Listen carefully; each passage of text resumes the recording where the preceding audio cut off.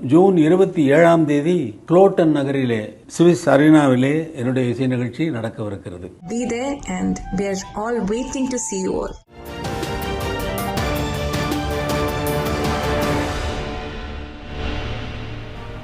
செய்திகளுக்கு அப்பால் நிகழ்ச்சியில் மீண்டும் உங்களை சந்திப்பதில் மகிழ்ச்சி. வணக்கம்.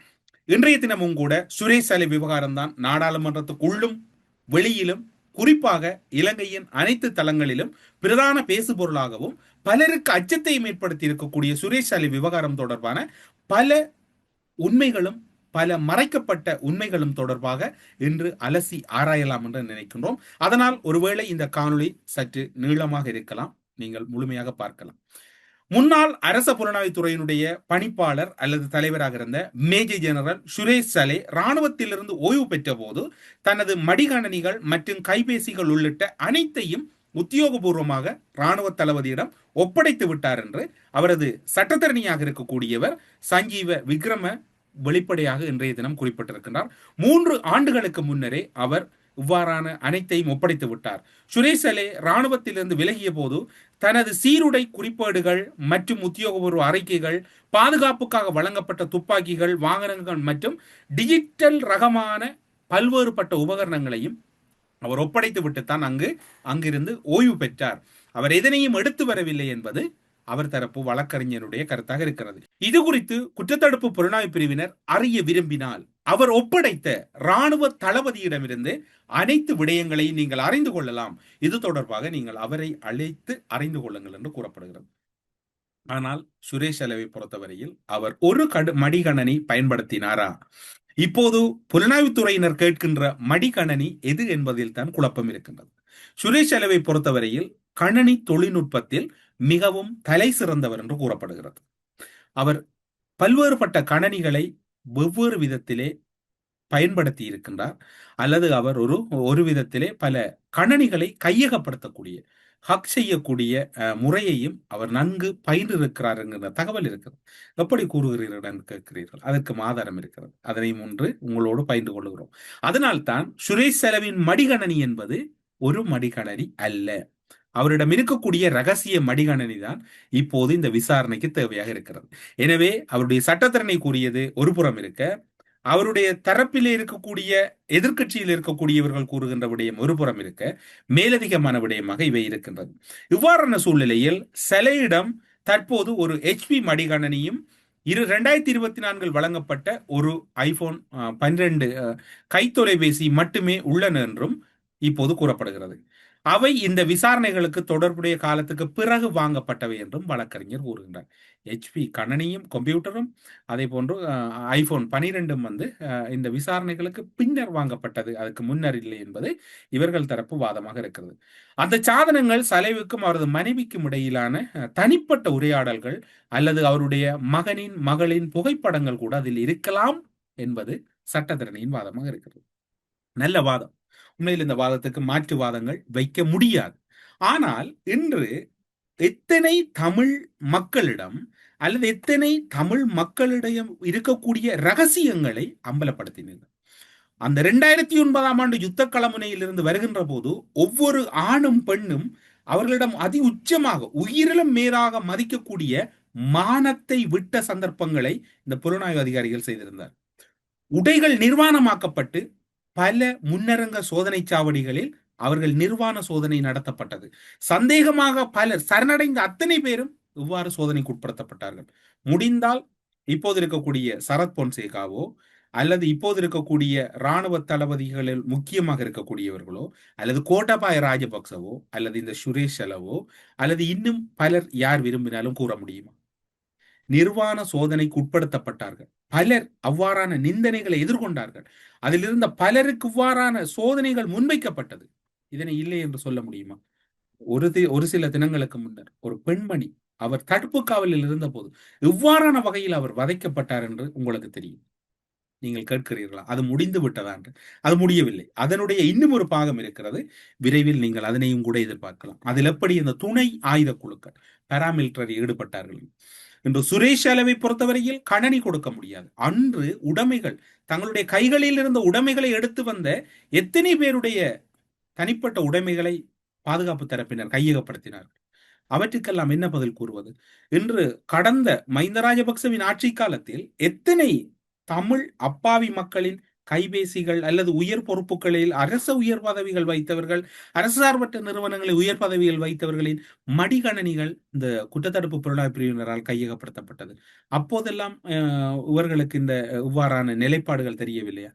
அது ஒரு உரம் இருக்கட்டும். நீங்கள் இப்போது கேட்பீர்கள், சுரேஷ் அலே மற்ற கணனிகளை கையகப்படுத்துவது, ஹக் பண்ணுவதில் வல்லவர் என்றெல்லாம் கூறினீர்களே, அதற்கு ஏதாவது தகவல் இருக்கிறதா? நிச்சயமாக இருக்கிறது. நாங்கள் இப்போது அதனையும் பார்ப்போம். ஓய்வு பெற்ற ஒரு சிரேஷ்ட புலனாய்வு அதிகாரியின் கூற்று, இலங்கையின் இராணுவ புலனாய்வு அமைப்பின் மையத்தில் உள்ள ஒருவரது குறித்த பல சங்கடமான விடயங்கள் தொடர்பில் அவர் பேசியிருக்கிறார் அல்லது கேள்வி எழுப்பியிருக்கிறார்.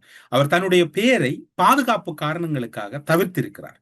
அவருடைய கேள்விகளிலிருந்து எமக்கும் பல ஆதாரங்கள் கிடைக்கப்பட்டிருக்கின்றன. இலங்கையின் புலனாய்வு கட்டமைப்புக்குள் பல ஆண்டுகளாக வளர்க்கப்பட்ட தகவல் அளிப்போர் வலையமைப்புக்குள் ஒருபோதும் பத்திரிகை செய்தியாக வெளியிடப்படாது களை செயற்பாடுகள் மற்றும் எதிர்ப்புலனாய்வின் கடினமான கவர்ச்சியான பணிகள் ஆகியவற்றின் மூலம் அந்த அளவுகோலின்படி பெயர் குறிப்பிட விரும்பாத ஒரு இராணுவ அதிகாரி, அதாவது ஒரு தன்னுடைய பெயரை மறைத்துக் கொள்ளுகிறார் இராணுவ புலனாய்வு மூத்த அதிகாரி கூறிய கூற்றைத்தான் இன்று உங்களோடு முழுமையாக பகிர்ந்து கொள்கிறோம். சுரேஷ் அலே ஒருபோதும் அவரது பதவிக்கு ஏற்றவாறு இருந்ததில்லை. ஏனென்று சொன்னால் அந்த பதவிக்குரிய தகுதி அவரிடம் இல்லை. அவரை கோட்டாபாய ராஜபக்ச வலிந்து அந்த பதவியில் வைத்துக் கொண்டார் என்பதுதான் அந்த மூத்த இராணுவ அதிகாரியின் கருத்தாக இருக்கின்றது. அவர் பெரும்பாலும் ஒரு மேசை அதிகாரியாக இருந்தார். அதாவது வந்து இருப்பது, எழுதுவது, செல்வதுதான் அவருடைய செயற்பாடாக இருந்தது. சுரேஷ் அலேவை பொறுத்தவரையில் அவர் ஒரு மேசை அதிகாரி என்றுதான் அவரை அலுவலகத்தில் அழைப்பார்கள். ஏனென்று சொன்னால் அவர் வருவார், அலுவலகத்தில் இருப்பார், எழுந்து செல்வார். அதை தாண்டி அவரால் அதிகளவான விடயங்களை செய்ய முடியாது. யாரும் கொடுக்கின்ற பொறுப்புகளை மட்டும் அவர் செய்வார். அந்த ஆதாரம் இந்த அதிகாரியால் வெளியிடப்பட்டிருக்கிறது. நிர்வாகம் அதுதான் அவரது கள அனுபவம் என்றுதான் கூறுகிறார். இராணுவ புலனாய்வு இயக்குநராகவும் DMI ஆகவும் பின்னர் அரச புலனாய்வு சேவையின் SIS ஆகவும் இயக்குநராகவும் இருந்திருக்கின்றார் சுரேஷ் அலே. இந்த ஆதாரத்தின்படி சலேயின் முன்னேற்றம் என்பது ஒருபோதும் அவருடைய தகுதிக்கேற்றாற்போல் வழங்கப்படவில்லை. சலுகைகள் அடிப்படையில் தான் வழங்குகின்றன. சிறப்பை விட அதிகாரத்துடன் அவர் நெருக்கத்தில் அதிகமாக நாட்கள் இருந்தார். குறிப்பாக சொல்லப்போனால் இராணுவ புலனாய்வு இயக்குநராக DMI பணியாற்றிய பின்னர் தலைமை தேசிய புலனாய்வு அதிகாரியாக CNIO கபிலக் எந்த விதாரண இருந்த காரணத்தினால், அது அவருக்கு ஒரு விதத்தில் ஒரு உறவு முறையாக இருந்ததனால், சலேவை பொறுத்தவரையில் அவர் கபிலக் எந்த விதாரணவுடன் தான் அவரிடம் கிடைக்கின்ற தகவல்களை எடுத்துச் சென்று அறிக்கையிடுகின்ற ஒரு நடைமுறை இருந்தது. அதனால் இவர்கள் இருவருக்கிடையிலும் நெருக்கம் ஏற்பட்டது. அந்த நெருக்கத்தின் விளைவாக அவர்களுக்கிடையில் பின்னிட்ட காட்களில் ஒரு நட்பும் பலமாக வளர்ந்தது என்றுதான் அந்த அதிகாரி கூறுகின்றார். போராண்டுகளில் விடுதலை புலிகள் அமைப்பின் உறுப்பினர்கள் தடுத்து வைக்கப்பட்டிருந்த போது சலேவின் விசாரணைகளில் பங்கேற்றார்கள். ஆனால் அங்கேயும் கூட அவரது செயல்திறனை, அந்த கேள்விகள் மட்டும்தான் அவரிடம் இருந்தது. அவர் வளர்த்தெடுத்தவர்களுக்கு விசுவாசமாகவும், குறிப்பாக புலிகளின் புனர்வாழ்வு பகுதிகளுக்குள் சென்று அவர்கள் தொடர்பான தகவல்களை திரட்டுவதிலும், குறிப்பாக அவரது உளவு தகவல்கள் பெறப்படுவதோடு அந்த உளவியல் ரீதியான தாக்கங்களுக்கும் குறிப்பாக பாதுகாப்பு தரப்பினர் இவரை பயன்படுத்தி இருந்தார்கள். இவ்வாறு பார்க்கின்ற போது அவர் விடுதலை புலிகளுக்கு எதிரான உளவு நடவடிக்கைகளில் நேரடியாக ஒருபோதும் ஈடுபட்டதில்லை. மாறாக மற்றவர்கள் கொடுக்கின்ற வேலைகளை அவர் செய்வார். இடைத்தங்கள் முகாம்களுக்கு செல்வார், அங்கிருக்கக்கூடியவர்களை அழைத்து வருவார், அவர்களை தனிமைப்படுத்துவார். இவ்வாறான செயற்பாடுகளில் தான் ஈடுபட்டார். மூன்றாம் தரப்பாக மட்டுமே அவர் இருந்ததுடன் பல்வேறுபட்ட ரகசிய வேலைகளில் கோட்டாபுடன் நேரடியாக இணைந்து செயற்பட்டதுதான் அவர் 2009 புலிகள் அமைப்பினர் அவர் பயன்படுத்திய உபாயமாக இருந்தது. இந்த இடத்திலே பொன்சேகாவும் ஒரு விடயத்தை பகிர்ந்து கொண்டதாக கூறப்படுகிறது. கிரித்தல என்கின்ற பகுதியில் இருக்கக்கூடிய விடுதலை புலிகளுக்கு எதிரான இறுதி யுத்தத்தின் போது சலே இராணுவ கட்டமைப்பில் இருந்து பொன்சேகாவால் ஒதுக்கப்படுகிறார். ஆனால் கோட்டாபாய ராஜபக்சவால் அணைக்கப்படுகிறார். பொன்சேகாவால் ஒதுக்கப்பட்டவர் பொலனர்வ பகுதியில் இருக்கக்கூடிய கிரிந்தல பகுதியிலே இருக்கக்கூடிய ஒரு இராணுவ புலனாய்வு முகாமுக்கு அதிகாரியாக அனுப்பப்படுகிறார் கோட்டாபாய ராஜபக்சவால். ஆனால் குறிப்பாக சரத் பொன்சேகா இதனை முழுமையாக எதிர்க்கின்றார். ஆனால் கோட்டாபாய அந்த இடத்துக்கு அனுப்புகின்றார். குறித்த பொலனர்வையின் கிரிந்தளவில் இருக்கக்கூடிய புலனாய்வு முகாம் ஒன்றுக்கு அனுப்பப்படுகிறார். அங்குதான் புலிகள் அமைப்பினுடைய பலர் அந்த காலப்பகுதியிலே புனர்வாழ்வுக்காக அனுப்பப்பட்டிருந்தார்கள். அந்த இடத்தில் கூடுதலாக முக்கியத்துவம் பெறுகிறது 2010 ஜனாதிபதி தேர்தலுக்கு முந்தைய நாள் காணாமல் போன பத்திரிகையாளர் பிரஹித் எக்லிகோட தொடர்பான விடயமும் இங்கு முக்கியம் பெறுகிறது. கட்டாயமாக காணாமல் போதல் குறித்த நீண்ட விசாரணையில் கிரித்தல முகாம் இடம்பெற்றுள்ளது. பிரகீத் எக்லிகோட காணாமல் போனதில் கிரித்தல முகாம் முக்கியமானது ஒன்றாக பார்க்கப்படுகிறது. உயர் நீதிமன்றத்தின் முன் நடத்தப்பட்ட நடவடிக்கைகள் அல்லது விசாரணைகளின் போது சான்றுகள் கிரித்தல முகாமுக்கு எக்லிகோட தடுப்புக்கு எடுத்துச் செல்லப்பட்டதாக கூறப்படுகிறது. சம்பந்தப்பட்ட காலத்தில் ஷலே அந்த முகாமின் பல பொறுப்புகளை வகித்ததாகவும் நீதித்துறை ஆய்வுக்கு உட்படுத்தப்பட்ட ஒரு விடயமாக பார்க்கப்படுகிறது. அதாவது பிரகீத் எக்லே கூட அந்த முகாமுக்கு அழைத்து செல்லப்படுகிறார். அந்த முகாமை இவர் தான் நிர்வகித்திருக்கிறார். இப்போதுதான் ஒரு முக்கியமான பகுதிக்குள் வருகிறோம். சலையின் திறமை, அதாவது சுரேஷ் சலவின் திறமை தொடர்பாக. சலையின் தனித்துவமான தொழில்நுட்ப திறன் கணனி ஊடுருவல், ஹேக்கிங் என்பதுதான். இந்த கூற்று உண்மையாக இருந்தால் அதன் பின்னர் அவர் பெயருடன் இணைக்கப்பட்டுள்ள கண்காணிப்பு மற்றும் இணையம் தொடர்பான குற்றச்சாட்டுகளுக்கு இது ஒரு பின்னணியை அளிக்கிறது. அவர் குற்றத்தடுப்பு புலனாய்வு பிரிவிலே பொன்சேகாவால் பதவியிலிருந்து வெளியேற்றப்பட்ட பின்னர் பொன்சேகா வெளியேற்றிய காரணத்தினால் அவரை சில இடங்களிலே சில இராணுவ அதிகாரிகளை நோட்டமிடுவது, அங்கு இருக்கக்கூடிய உள்ளக ரீதியான ரகசியங்களை பேணுவதற்காக கோட்டாபய ராஜபக்ச பயன்படுத்தி இருக்கிறார். கோட்டாபய ராஜபக்சவும் இலங்கையிலிருந்து அமெரிக்கா சென்ற காலப்பகுதியிலே அங்கும் அவரும் இவ்வாறான ஒரு தொழில்நுட்ப பிரிவில் பணியாற்றியதாக கூறப்படுகிறது. சுரேஷ் அளவும் இந்த ஹேக்கிங் ஒர்க்கில் அல்லது அந்த ஹேக்கிங் செய்வதில் அவர் ஒரு திறமையானவர் என்றுதான் கூறப்படுகிறது. அதனால் இவரை பயன்படுத்தி பலரை பின்தொடர்ந்ததாக கூறப்படுகிறது. அவரால் உண்மையில் செய்ய முடிந்தது அதுதான். அவர் இதில் வல்லவர். அதுதான் முன்னரே உங்களுக்கு குறிப்பிட்டிருந்தேன். மேசையில் இருந்து வேலை செய்வதில் கெட்டிக்காரர். அதனை தாண்டி கள வேலைகளுக்கு வந்தவர் அல்ல. அரசியல் கண்காணிப்புக்காக சுரேஷ் சலே பயன்படுத்தப்பட்டார். குறிப்பாக சொல்லப்போனால் எந்தெந்த அரசியல் சக்திகள் இலங்கையின் அரசியல், குறிப்பாக மஹிந்த ராஜபக்சவின் அரசியலுக்கு சவாலாக இருக்கின்றதோ அவர்கள் தொடர்பான தகவல்களை சேகரிப்பது, அந்த தகவல்களை கோட்டாபய ராஜபக்சவிடம் வழங்குவது, அவர்களோடு நெருக்கமாக இருக்கக்கூடியவர்களை பின்தொடர்வது, கணனிகளை ஹாக் செய்வது அல்லது அவருடைய ரகசிய தகவல்களை ஹாக் செய்கின்ற பணிகளை இவர் செய்ததாக இராணுவ புலனாய்வு அதிகாரி ஒருவர் குறிப்பிடுகின்றார். மக்களிடம் இருக்கக்கூடிய பரந்த பட்ட தகவல்களையும் இவர் அரசியல் தகவல்களையும் சேகரித்து இராணுவ கட்டமைப்புக்கும் இராணுவ புலனாய்வு கட்டமைப்புக்கும் கோட்டாபாய ஊடாகத்தான் கொடுப்பார். கோட்டாபாய தான் அதனை கண்டுபிடித்தது போன்றுதான் அவர் செயற்படுத்தியதாகத்தான் கூறப்படுகிறது. தற்போதைய சூழலில் இந்த விடயம் தொடர்பில் இன்னும் ஒரு விடயம் கூறப்படுகிறது. சிங்கள இளநிலை அதிகாரிகளும் பிற தரத்தினருக்கும் கடுமையாக நடத்தப்பட்டனர். அதே நேரத்தில் முஸ்லிம் அதிகாரிகளுடனும் வீரர்களுடனும் மிக சகஜமாக நடந்து கொள்ளப்பட்டதாக கூறப்படுகிறது. அந்த முஸ்லிம் இளைஞர்கள் பலரையும் போலீஸ் பாய்ஸ் போன்றவர்களை எல்லாம் நேரடியாக கோட்டாபாய கையாளாமல் சுரேஷ் சலே ஊடாகத்தான் கையாளப்பட்டதாக கூறப்படுகிறது. இது இராணுவத்தில் இரகசியம் மட்டுமல்ல, வெளிப்படையாக எல்லோருக்கும் தெரியும். முஸ்லிம்கள் பலரை இராணுவ புலனாய்வு அதிகாரிகளாக வைத்திருந்தார்கள். அவர்கள் பலர் இராணுவ புலனாய்வு அமைப்பினுடைய உதவியாளர்களாக சலேயின் கீழ் பணியாற்றி இருக்கிறார்கள். சலே தொடர்பில் பல கேள்விகள் எழுப்பப்படுகின்றன.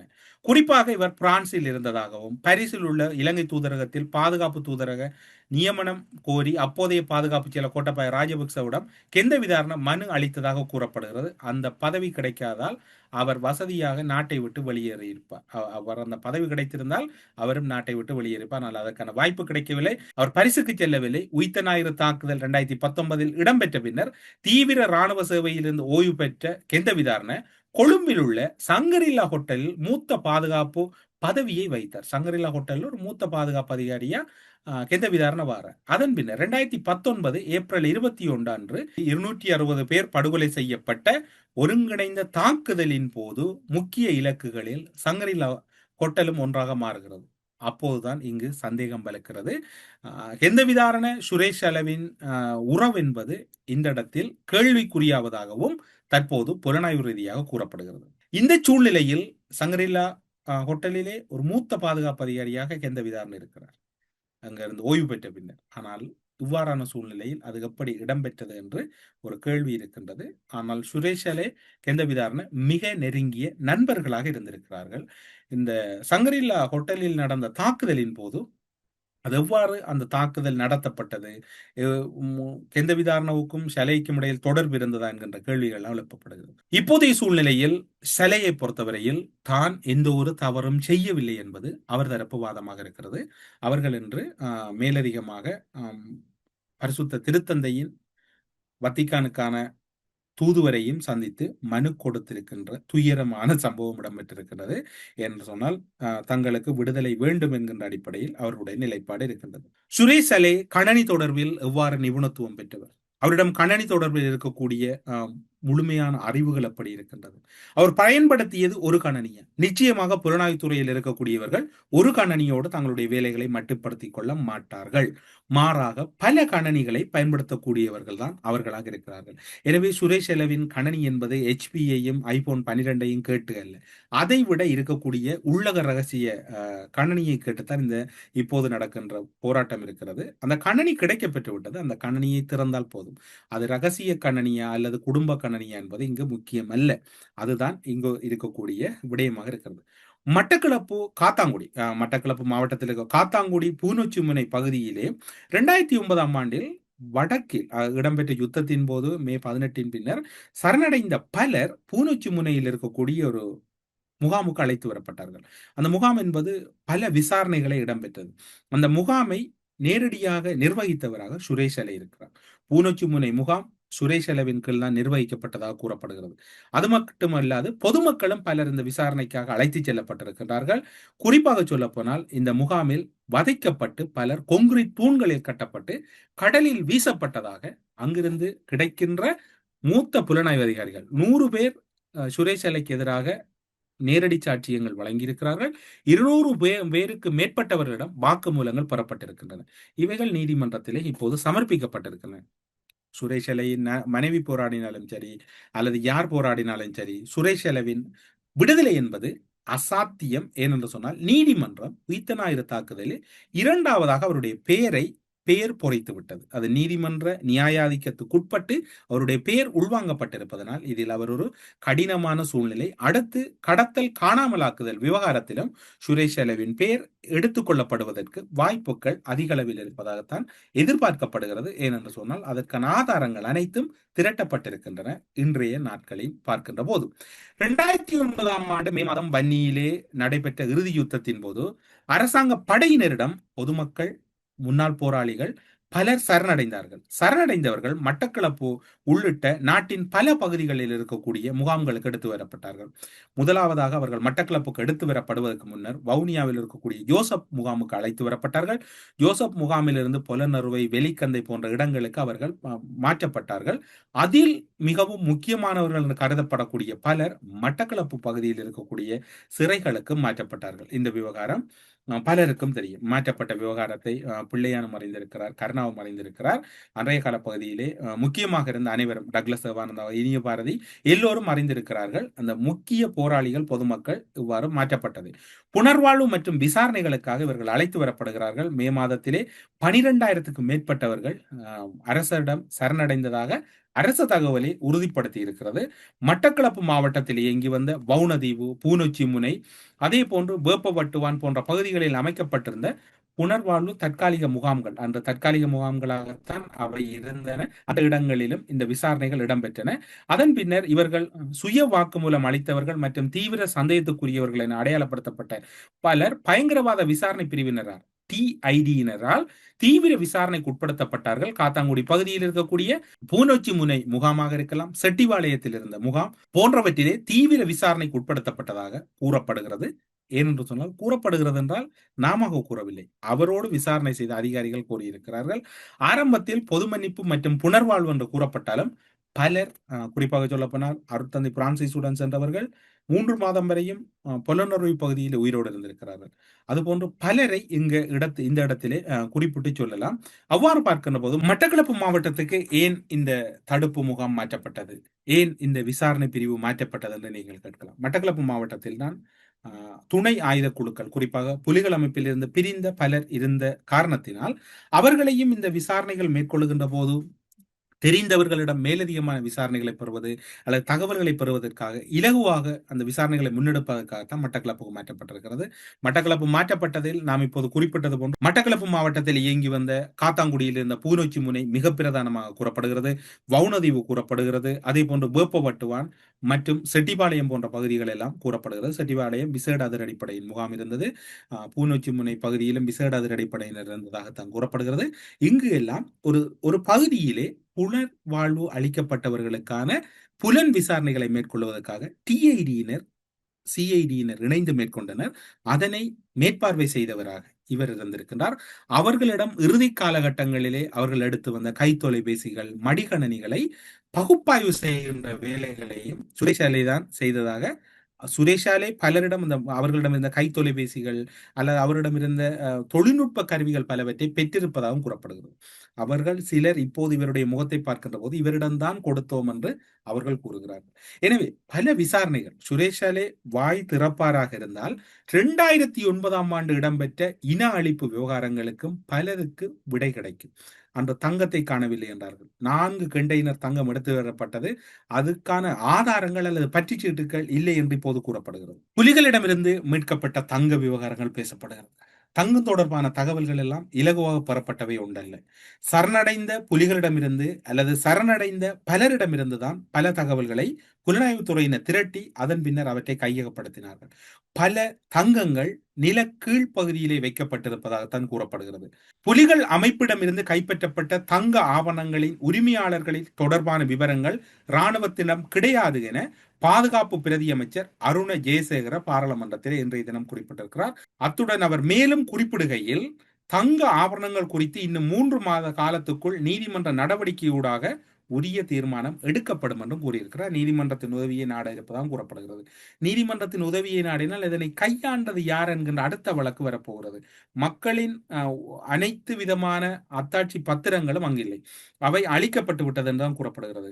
அதாவது அந்த வைப்பகங்களினுடைய தகவல்கள் அனைத்தும் அந்த பெட்டகங்களில் இருந்த போது அவர்களுக்குரிய பெயர்கள் அந்த விவரங்கள் எல்லாம் இருந்திருக்கிறது. அவையும் எடுத்து வரப்பட்டிருக்கிறார். ஆனால் கொழும்பில் அளிக்கப்பட்டதாகத்தான் சரத் பொன்சேகா ஒரு இடத்திலே குறிப்பிட்டிருந்தார். அவர்களுடைய ஆதாரங்கள் அளிக்கப்பட்டிருக்கிறது. எனவே இப்போது நீங்கள் பாதுகாப்பு பிரதி அமைச்சர் அருணவினுடைய கூற்றை நீங்கள் ශ්‍රී ලංකා යුද හමුදාව විසින් කිසිදු අවස්ථාවකදී උතුරු නැගෙනහිර දෙමළ ජනතාවගෙන් කිසිදු රත්තරන් ප්‍රමාණයක් ලබාගෙන නොමැත. නමුත් කිලිනොච්චිය හා මුලතිව් ප්‍රදේශවල සිදු කළ ක්‍රියාන්විතවලදී LTT කඳවුරු සහ ඒ අවට ප්‍රදේශ තුළ ගබඩා කර තිබූ ස්වර්ණාභරණ ආසන්න වශයෙන් කිලෝග්‍රෑම් 150ක් ප්‍රමාණයක් පමණ අත්අඩංගුවට අරගෙන තියෙනවා. ප්‍රශ්නය දෙක, මෙම ස්වර්ණාභරණ තොගේ යුද හමුදා භාරයේ තිබී දැනට භාරදීමේ ක්‍රියාවලිය කරා ගරු අධිකරණයට ඉදිරිපත් කරමින් පවතිනවා. எனவே இப்போது பார்க்கின்ற போது எல்லாம் குழப்பமாக இருக்கிறது. சுரேஷ் அளவிடம் மடிகணனி உண்மையானதா பொய்யானதா என்கின்ற குழப்பம். அவரிடம் கேட்கிறார்கள், அவரிடம் இல்லை என்கிறது அவருடைய குடும்பத்தாரும் அவருக்கு தெரிந்தவர்களும். இல்லை, அவரிடம் இருக்கின்ற உண்மையான மடிகணனியை தந்து விடுங்கள் என்கின்றது புலனாய்வுத்துறை. ஆனால் அதற்கான ஒரு உத்தரவு வெகு விரைவில் நீதிமன்றத்திலிருந்து எதிர்பார்க்கப்படுகிறது. மடிகணனி விவகாரத்தில் நீதிமன்றத்தினுடைய உதவி நாடப்பட்டிருப்பதாகத்தான் சட்டமாதிப திணைக்களத்தின் சார்பில் ஒரு தகவல் கிடைக்கப்பட்டிருக்கிறது. என்றால் நீதிமன்றத்தின் ஊடாகத்தான் இந்த விடயம் நகர்த்தி செல்லப்படுகின்றதால் நீதிமன்றம் இந்த விடயத்தை நேர்த்தியாக நடத்தி செல்வதற்கு அடுத்த கட்ட வழியையும் திறந்திருப்பதாக கூறப்படுகிறது. எனவே நீதிமன்றத்தின் உதவியோடு ஷலையிடம் இருக்கக்கூடிய ரகசிய கணனியை மீட்பதுதான் இப்போது இருக்கக்கூடிய முக்கிய விடயம். என்றால் ஷலையை பொறுத்தவரையில் அரச புலனாய்வுத்துறையிலிருந்து ஓய்வு பெற்ற பின்னரும் அவர் ஒரு ராஜதந்திரி அல்லது ஒரு முன்னாள் தூதுவரினுடைய நிறுவனம் ஒன்றிலே முக்கிய பொறுப்பில் இருந்திருக்கின்றார். முக்கிய பொறுப்பில் பல விடயங்களை அவர் நிர்வகித்திருக்கிறார். அந்த விவகாரங்களும் இப்போது பூதாகரமாகி இருக்கிறது. எனவே ஷலைவை பொறுத்தவரையில் அவரிடம் ஒரு மடிகணனி அல்ல, அவர் அதிக அளவில் பேச மாட்டார். ஆனால் அதிக அளவிலே மக்களை வதைக்கக்கூடியவர். 2009 ஆண்டு சரணடைந்த பலர் எங்கே என்கின்ற கேள்வி சிலையிடம் கேட்க வேண்டும். என்றால் பலர் சரணடைந்த பலரை நேரடியாக உணர்ச்சி முனையில் இருக்கக்கூடிய வதை முகாமில் வைத்து மேற்பார்வை செய்ததில் இவருக்கும் தொடர்பு இருக்கிறது. அந்த விடயங்களும் இப்போது பேசப்படுகிறது. இப்போது என்ன குழப்பம் என்று சொன்னால், மூவருக்கிடையில் குழப்பம் இருக்கிறது. சுரேஷ் அலே ஒரு விதமாக கொடுக்கிறார், பிள்ளையானும் இனிய பாரதியும் இன்னும் ஒரு விதமாக கொடுக்கிறார்கள். பிள்ளையான் கொடுக்கின்றார் இனிய பாரதி என்று, இனிய பாரதி கொடுக்கிறார் பிள்ளையான் என்று. இதனை தவிர பிள்ளையானோடு இருக்கிறவர்கள் நாங்கள் விருப்பத்தில் சுய விருப்பில் செய்யவில்லை, பிள்ளையானுடைய ஆலோசனையில் அல்லது அவருடைய வழிகாட்டுதல் செய்தோம் என்கிறார்கள். பிள்ளையான் கூறுகிறார் நானாக இதனை செய்யவில்லை, இது குற்றத்தடுப்பு புலனாய்வு பிரிவில் இருந்த சலே போன்றவர்கள் அல்லது இன்னும் பல அதிகாரியுடைய பெயரை அவர் திறந்திருப்பதாக கூறப்படுகிறது. எனவே ஒட்டுமொத்தத்திலே எல்லா விசாரணைகளிலும் அதாவது ஒரு சங்கிலி வடிவத்திலே எல்லோரும் தொடர்பட்டிருக்கிறார்கள். இறுதியில் அந்த சங்கிலி யாரை நோக்கி நகரப் போகிறது என்கின்ற கேள்விதான் இருக்கிறது. இப்போது கோட்டாபய ராஜபக்சவும் ஒரே அச்சத்தில் இருக்கிறார், தன்னை நோக்கி இந்த வழக்கு நகர்ந்து விடுமா என்பதும் அதற்கான முன்பினை கோருகின்ற விடயத்திலும் அவரும் அவசரமாக இருக்கின்றார். எனவே என்ன இடம்பெறப் போகிறது என்று யாருக்கும் தெரியாது. ஆனால் ஒன்று மட்டும் உண்மை, விசாரணை தீவிரத்தன்மை அடைந்து கொண்டிருக்கிறது. ஒவ்வொருவரும் ஒவ்வொருவருக்குள் தொடர்புகளோடு இருக்கிறார்.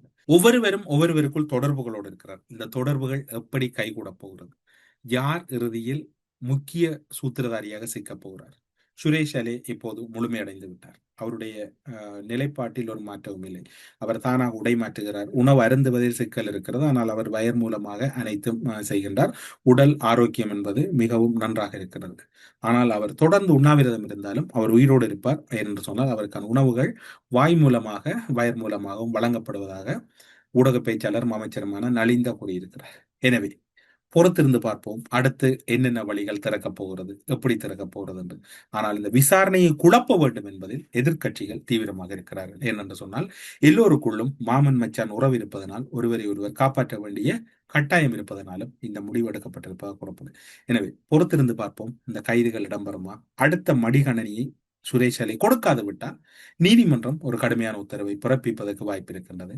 நீதிமன்றத்தை ஏமாற்றுவது என்பது அது மிக பாரதூரமான குற்றமாக கணிக்கப்படும். எனவே எவை எப்படி இடம்பெறும் என்பதை இனிவரும் நாட்களில் பார்க்கலாம் என்று கூறி செய்திகளுக்கு அப்பால் நிகழ்ச்சியிலிருந்து விடைபெற்றுக் கொள்வோம். நன்றி, வணக்கம். ஜூன் 27 குளோட்டன் நகரிலே சுவிஸ் அரினாவிலே என்னுடைய இசை நிகழ்ச்சி நடக்கவிருக்கிறது. Be there and we are all waiting to see you all.